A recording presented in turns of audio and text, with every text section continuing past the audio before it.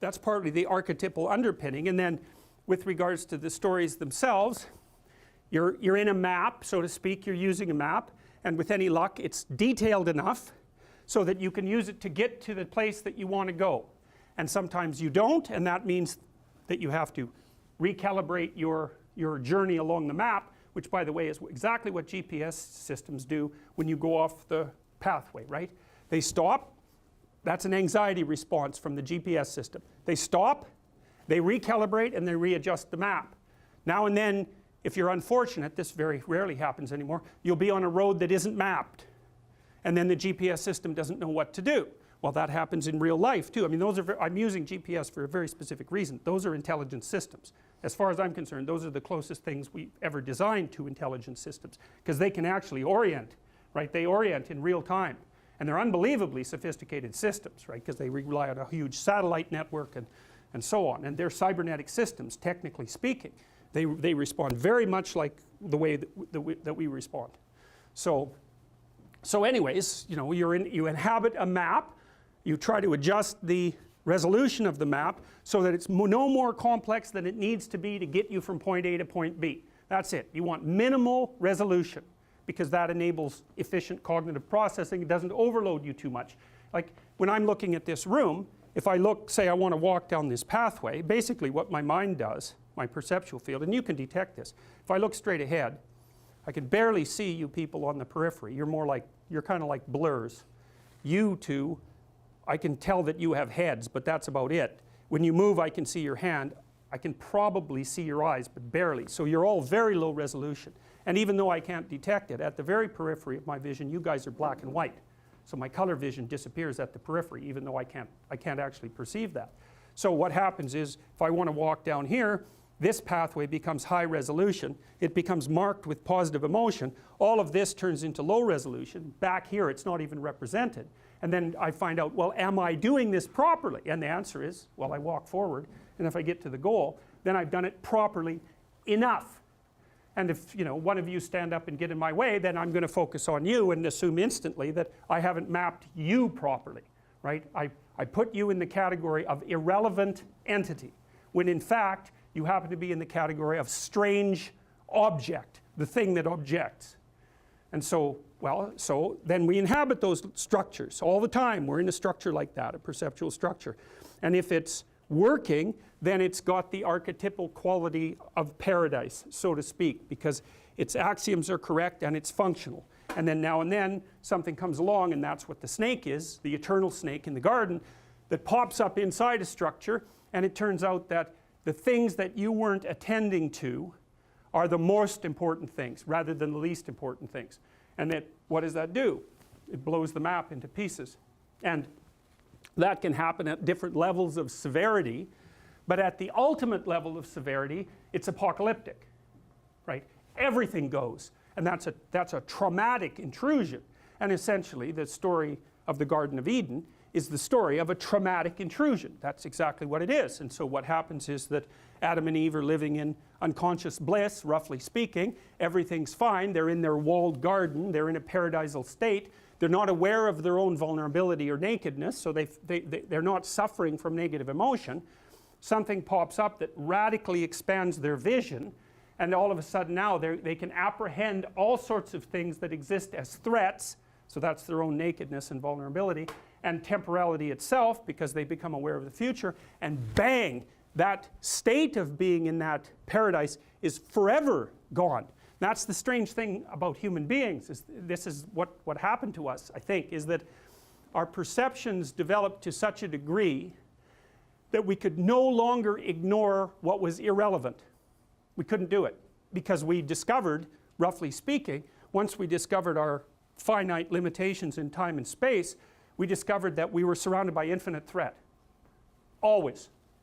And maybe that's why people are so hyper awake, because threat wakes you up. Well, we're in a constant state of existential threat. Now, the advantage to that is that we take arms up against a sea of troubles constantly. That's the advantage, right? And we build enclosures, and we take precautions for the future, and we live a very long time, and we generally live quite safe lives compared to the lives we could live. And so we've traded pain for anxiety. That's another way of thinking about it.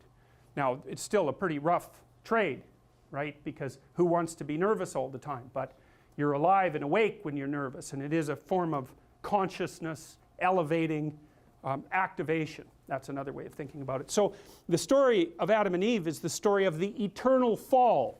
That's what it is. It says, look, you exist in these walled enclosures, but there's something that lurks that will always knock you off your feet. And then the question is, what is that? And the answer to that is being formulated over very long periods of time. Partly it's the probability of predation itself. That's the snake, the thing that can come in subtly and undermine you. Okay, but then that's what would you call it? Expanded upward to include the abstract snake, which is that thing that can undermine your conceptual schemes. Right? So you have your actual territory, and then you have your abstract territory. And in your actual territory, there are actual snakes, and in your abstract territory, there are abstract snakes. Right? And then the worst snake of all is malevolence.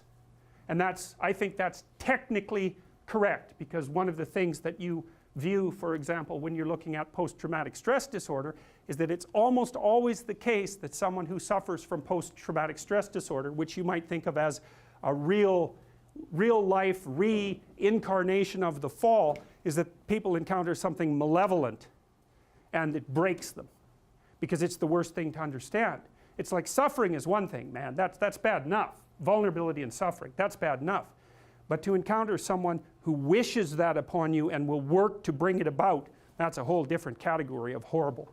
Especially when it also reflects something back to you about yourself. Because if someone else can do that to you, and they're human, that means that you partake of the same essence. Strangely enough, that's actually the cure to some degree to post-traumatic stress disorder.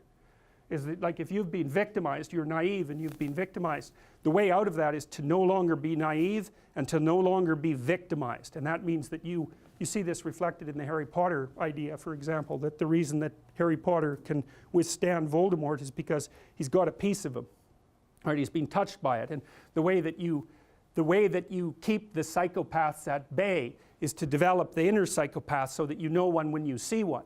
Right, and then, but that's a voluntary thing. So it's like a set of tools that you have at your disposal, which is full knowledge of evil. And that does, Nietzsche said, if you look into an abyss for too long, you risk having the abyss gaze back into you, right? The idea is that if you look at something monstrous, you have a tendency to turn into a monster. And people are often very afraid of looking at monstrous things exactly for that reason. And then the question is, well, should you turn into a monster? And the answer to that is, yes, you should.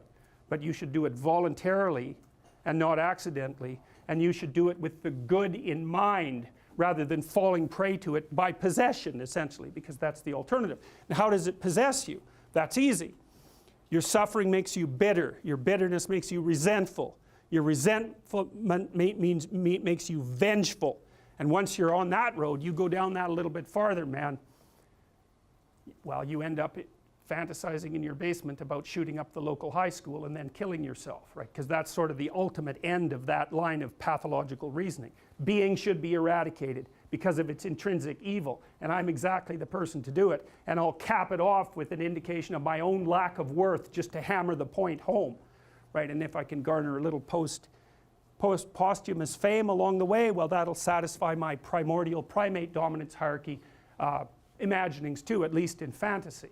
So, you know, it's the full package if you want to go down that route. And of course, people don't like to think about that sort of thing, and it's no bloody wonder. But without the capability for mayhem, you're a potential victim to mayhem.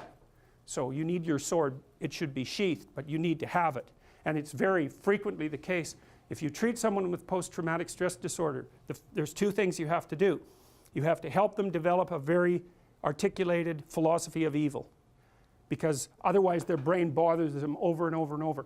Why were you so naive? How did you become victimized? Why were you such a sucker?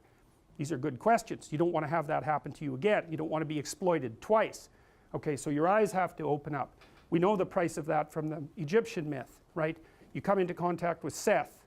What happens? Even if you're a god, you lose an eye. It's no joke, man.